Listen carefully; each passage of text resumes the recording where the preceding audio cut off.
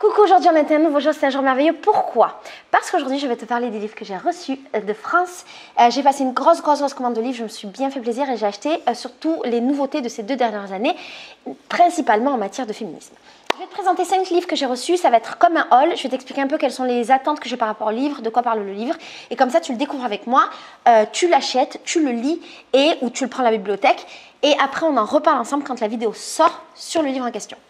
Le premier livre dont je voudrais te parler, il est de Sylvie Stenberg et il s'appelle Une histoire des sexualités. C'est un livre que j'ai acheté parce que je trouve ça hyper intéressant de comprendre les sexualités, la sexualité à travers le temps, à travers les époques, à travers les cultures. Et je me souviens absolument pas de quoi parle ce livre parce que ça fait hyper longtemps que je l'avais mis dans mon panier Amazon. J'ai commandé tout mon panier de 2 ans, j'ai vraiment fait ma folle.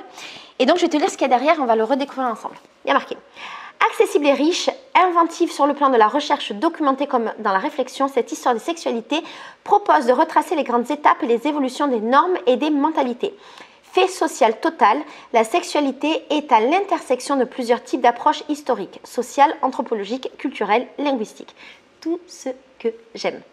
Sous les projecteurs croisés de la démographie historique, de l'anthropologie culturelle et de l'histoire sociale, son histoire pose l'hypothèse que les comportements humains qui lui sont liés, à savoir fantasmes et représentations, pratiques érotiques et procréatives, sont aussi des objets qu'il s'agit d'étudier sans les détacher des autres pans de l'histoire humaine. Mais on ne saurait aujourd'hui s'intéresser à la sexualité sans y faire également entrer des outils forgés dans le champ de l'histoire du genre. Plus que jamais, la sexualité est devenue un domaine incontournable de l'histoire. Et alors, ça a été écrit par, comme je t'ai dit, Sylvie Stenberg, qui est directrice d'études à l'EHESS, je sais pas ce que c'est, et spécialiste de l'époque moderne. Je trouve ça trop bien. Ça parle de l'histoire de la sexualité à toutes les époques. Et quand je feuillette le livre, ce livre-là donc, quand je le feuillette, je vois qu'il y a Rome, la Grèce, la sexualité matrimoniale, la prostitution, le plaisir sexuel, le discours ecclésial, le sexe politisé, le libertinage en question. Là, je te dis juste des chapitres. La norme procréée au sein du mariage, violence et crimes sexuels entre déni et condamnation, changement de l'hétérosexualité, homosexuels, lesbiennes, trans en révolution, une libération sexuelle, point d'interrogation, blablabla, avec des milliards de références. Bon, comme tu le sais, tu connais ma bibliothèque, toutes les questions de la sexualité, c'est des questions qui m'intéressent vraiment, donc je suis hyper contente. Un autre livre, Tout le monde peut être féministe, de Bell Hooks. Alors, Bell Hooks, c'est une féministe que normalement tout le monde connaît et que moi je ne connaissais pas parce que j'ai commencé à lire des livres de féminisme et puis j'ai lu un peu des trucs sans lire les classiques.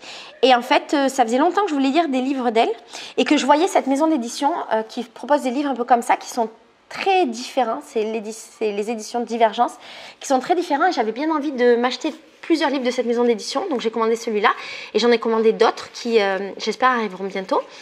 Et donc, Bell Hooks, c'est une femme noire qui parle de féminisme et il me semble qu'elle parle aussi d'afroféminisme. Ah, il n'y a pas marqué. Ah oui, il y a marqué le truc devant. Et je suis hyper contente de pouvoir la lire. Je suis un peu fière. Tu vois, c'est un peu un truc du genre, je crois que je lis des classiques de ce que je dois savoir. Je ne sais absolument pas de quoi parle le livre, mais à part que tout le monde peut être féministe. Du coup, je vais te lire ce qui a marqué là. Alors, pour faire simple, le féminisme est un mouvement qui vise à mettre fin au sexisme, à l'exploitation et à l'oppression sexiste. Donc, effectivement, tout le monde peut être féministe. C'est ainsi que commence Tout le monde peut être féministe, une introduction courte et accessible à la théorie féministe écrite par l'une des militantes les plus influentes. Conçu pour être lu par tout le monde, peu importe son âge, sa classe, son genre ou sa race, ce livre répond de manière simple et argumentée à la question « Qu'est-ce que le féminisme ?» En soulignant l'importance de ce mouvement aujourd'hui, Bell Hooks y clarifie les thèmes féministes les plus importants ainsi que les controverses avec beaucoup de bon sens, loin de tout jargon idéologique. Ça a l'air trop bien sa mère. Elle fournit aussi une évaluation critique des succès et des échecs du féminisme contemporain en discutant d'une large éventail de sujets comme les droits reproductifs, les violences sexuelles, les questions de race, de classe et de travail. Ce petit guide à mettre dans toutes les mains nous invite à rechercher des alternatives à la culture patriarcale, raciste et homophobe et à bâtir ainsi un avenir différent. Je trouve ça génial. Je me demande quand est-ce qu'il a été écrit. Cette maison d'édition a l'air trop bien, j'ai envie d'acheter tous leurs livres. C'est différent dans la manière dont c'est présenté. Et je suis trop contente d'avoir un livre d'elle. Je suis vraiment trop contente. Et alors, je vais te lire un petit peu le sommaire. Donc, le sommaire qui est là, tu vois, c'est un peu différent. Alors, introduction, s'approcher du féminisme. Ensuite, 1, le féminisme comme combat politique, ce qui nous définit. 2, prise de conscience, une révolution du cœur. 3, la sororité est toujours une force. On est d'accord. 4, l'éducation féministe et la conscience critique. 5, notre corps, nous-mêmes, les droits reproductifs. 6, beauté intérieure et extérieure. 7, féminisme, il a l'air trop bien, et lutte des classes. 8, un féminisme mondial. 9, femmes au travail. 10, race et genre. 11, mettre fin à la violence. 12, masculinité féministe. 13, parentalité féministe. 14, libérer le mariage et le couple. 15, politique sexuelle et féministe, une éthique de la liberté mutuelle. 16, un bonheur absolu, lesbianisme et féminisme. 17, aimer encore au cœur du féminisme. 18, spiritualité féministe. Et 19, un féminisme visionnaire. J'ai hyper hâte de lire. On continue avec Rosa Bursten qui écrit Les mecs que je veux ken. C'est un récit aux éditions Les Arènes. Alors, je pense que j'ai vu passer ce livre quelque part. Le titre m'a intriguée. Il est très bien fait. Et donc, j'ai eu envie de le lire. Je me suis dit, ah, ça a l'air marrant, ça a l'air d'un roman. Et j'avais envie d'un truc un peu plus léger parce que finalement, je lis beaucoup de livres qui parlent de choses un peu théoriques. Et j'ai envie de romans pour un peu compenser. Je ne sais pas si toi, ça te fait ça. Moi, ça me fait ça.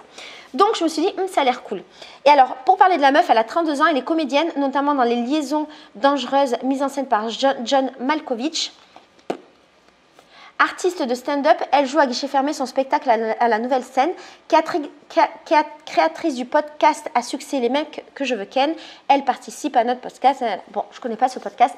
D'ailleurs, je n'écoute pas vraiment de podcast. Je sais que c'est la grande mode depuis un moment et que tout le monde fait ça, mais moi, j'avoue, je n'écoute pas. Alors, ken, c'est le verlan de niquer. Ça veut dire baiser, posséder et aussi battre, mettre KO. Je veux tous les niquer. Je pense que ça commence bien. Alors, dès l'enfance, un imaginaire érotique et social est imposé aux femmes. Dans le monde des comédiennes, on évalue où évolue Rosa Bursten. La pression est encore décuplée. La taille 40 est vue comme un surpoids. Les castings sont cruels. La tension sexuelle est continue. Devenue autrice de stand-up, Rosa a été confrontée à la misogynie d'un univers qui semble réserver l'humour cru aux garçons. Alors elle a pris la parole, elle a créé un podcast et monté son spectacle. Elle a décidé de raconter avec des mots justes ce qu'est une femme aujourd'hui et comment elle peut se dégager des images qu'on lui impose pour trouver son langage et sa vérité. Elle le fait avec une volonté de tout dire sans phare en racontant ce que d'habitude on tait. C'est tendre, osé, vrai et touchant. Elle reste sur un fil et nous emporte avec elle. Alors tu vois, je pensais que c'était un roman. C'est pas un roman. Je vois qu'il y a des mini chapitres. Je suis assez curieuse de voir ce que ça va donner. Là, la première phrase que je lis, c'est « Elle suce... Rosa, elle suce Madame Florence pour avoir les meilleures notes. » Ah non, rien à voir. Avec des titres, l'épée, est-ce que tu veux sortir avec moi, l'ex de mon ex, la fille dans le stand-up, le Paname, tout ça. Bref, je pensais pas du tout que ça parlait de ces sujets-là. Peut-être que si j'avais su que ça parlait du stand-up, j'aurais pas été curieuse. Mais finalement, c'est bien que je l'ai pris parce que tout ce qui est stand-up et tout ça, c'est pas des trucs qui m'intéressent. Mais je pense que le livre va être cool. Donc, voilà. On est à 3. Ensuite, la culture de l'inceste. J'avais envie de le lire parce que c'est un sujet qui est très intéressant et dont on a beaucoup entendu parler ces dernières années. Il est sorti il n'y a pas longtemps, je pense, en septembre de cette année. Il est sous la direction de Iris Bray et Julien Drouard, écrit par plein de personnes. C'est ce livre-là. Et il a l'air hyper intéressant. Alors, ça peut être un peu badant de lire des livres comme ça sur l'inceste, mais en même temps, je trouve que c'est intéressant. Ça montre un peu... ce qui n'est pas dit, ça montre un peu notre époque, ça montre un peu des sujets tabous et ça me rappelle un peu ce que je lisais quand j'étais plus jeune, sauf que je lisais plutôt des récits. Du coup, qu'est-ce qu'il y a marqué derrière ? Alors, culture de l'inceste, c'est trop fort, trop violent. Cette formule adaptée de l'expression culture du viol, elle-même définie dans les années 70 par les féministes américaines, n'est pourtant pas une provocation. C'est une invitation à penser l'inceste en termes culturels et non individuels, à l'envisager non pas comme une exception pathologique, mais comme une pratique inscrite dans la norme qui la rend possible en la tolérant, voire en l'encourageant. L'ampleur de la dévastation, une personne sur 10 est concernée en France. Appelez ce livre urgent, vibrant et à vif parfois, qui rassemble des voix diverses, aussi bien militantes qu'universitaires. Un livre qui sort des témoignages et des débats psychanalytiques pour se concentrer sur une seule et unique question. Pourquoi ? Quels sont les ressorts sociaux et anthropologiques de l'inceste? Comment interroger nos représentations dans la culture populaire et dans la pornographie? Comment faire le lien avec les dominations à l'œuvre des adultes sur les enfants, des hommes sur les femmes? Avec la direction coordination d'Iris Bray et Julien Drouard, les auteurs et autrices ont voulu proposer des pistes, créer des ouvertures, formuler des hypothèses. Cet ouvrage offre l'amorce d'une réponse politisée et collective. Je trouve ça trop intéressant. J'ai hyper hâte de le lire. Je trouve que c'est un livre qui est hyper intéressant parce qu'il apporte de la compréhension de la société dans laquelle on est actuellement. Un livre pas du tout féministe pour terminer. Il s'appelle Fun Factfulness. Pensez clairement, ça s'apprend. Un guide indispensable de Hans Rosling. Et alors, c'est pas du tout le genre de livre que j'ai l'habitude de lire. Déjà, je lis rarement des livres écrits par des hommes. Et il est beau dedans, il y a une carte en couleur. Et qu'est-ce que je voulais dire? Et je crois que j'ai eu envie de le lire parce que je me demande si c'est pas Raj, autodisciple, qui en parlait dans une vidéo il y a très longtemps et je m'étais dit un jour je le lirai, mais je ne me souviens absolument pas de quoi parle le livre, donc on va le découvrir ensemble. Alors, nous nous croyons rationnels et informés. Ce n'est pas le cas. Nous nous trompons systématiquement, quel que soit notre niveau d'études, y compris peut-être plus sur les sujets que nous croyons bien connaître. Mais comme le met à jour Hans Rosling, je ne sais pas qui c'est, statisticien de génie et star des conférences TED, les raisons pour lesquelles nous nous trompons sont toujours les mêmes. Hérité d'un ancestral instinct de survie, c'est le fonctionnement même de notre cerveau qui nous induit en erreur. En nous incitant à chercher un coupable pour tout phénomène, en résumant la plupart des problèmes en une stérile opposition binaire, en nous intimant de réagir dans l'urgence, confondant ainsi peur et danger, en étant facilement ébloui par les gros chiffres, en dramatisant à excès et en adorant ça. Ce livre nous apprend à repérer les situations où nos biais de pensée, j'adore, c'est pour ça que je l'ai acheté. J'adore tous les livres sur les biais cognitifs, les biais de pensée, des trucs comme ça, je trouve ça trop intéressant. Déforme notre vision des choses, indispensable pour comprendre le monde tel qu'il est. Factfulness permet de prendre enfin la saine habitude de ne fonder notre opinion que sur des faits. Alors, Hans Rosling a été médecin, chercheur et conseiller pour l'Organisation mondiale de la santé.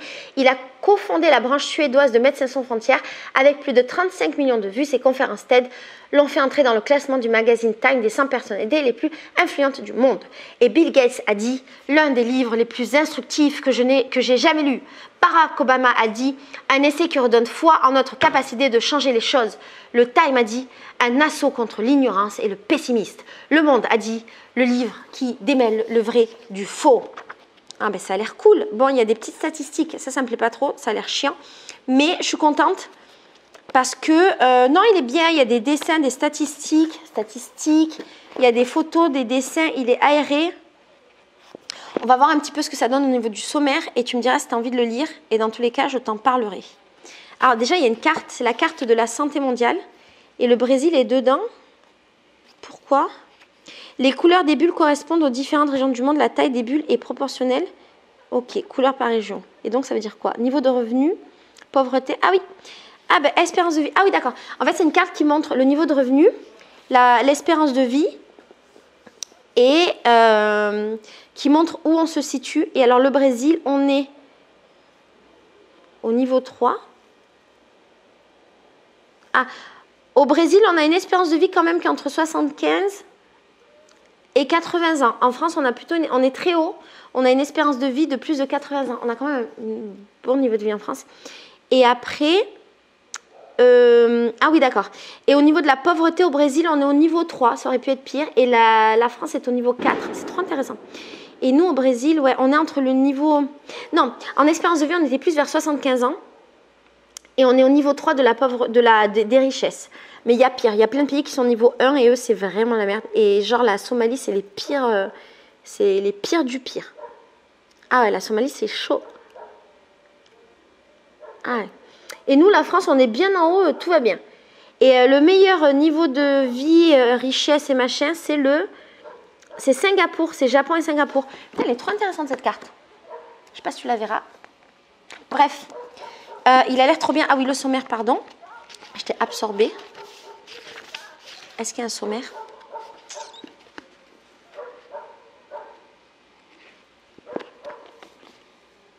Il y a 1 milliard de sources. 1 milliard de notes. 1 milliard de graphiques. Mais je ne sais pas s'il y a un sommaire, ma gueule. Est-ce qu'il y a un sommaire? Ah oui. Alors, on ne dit rien. L'instinct du fossé, l'instinct négatif, l'instinct de la ligne noire, l'instinct de la peur, l'instinct de la taille, l'instinct de la généralisation, l'instinct de la destinée, l'instinct de la perspective unique, l'instinct de l'urgence et la factualité du pratique. Ouais, ben écoute. Ah, il y a des dessins.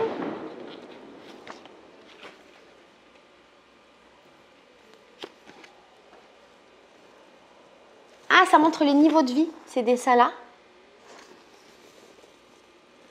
Dans le niveau, dans boire de l'eau, se déplacer, cuisiner, manger, dormir.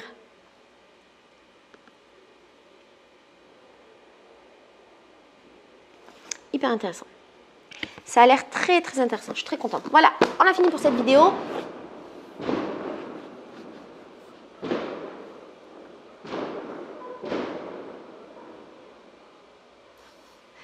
Non, je crois pas que ce soit des coups, je crois que c'est des feux d'artifice. Bon, on parlait du niveau de vie au Brésil, il y a peut-être des petits coups de feu. Non, je sais pas si c'est des coups de feu ou des... Alors ici on a tendance, à Rio, on a tendance à écouter pour voir si les coups de feu sont loin, ça va. Ils avaient l'air un peu loin, mais je sais pas si c'est des coups de feu ou des feux d'artifice. Voilà pour cette fin de vidéo mouvementée, je te fais des gros bisous. Allez, bisous. Ciao, on va aller voir.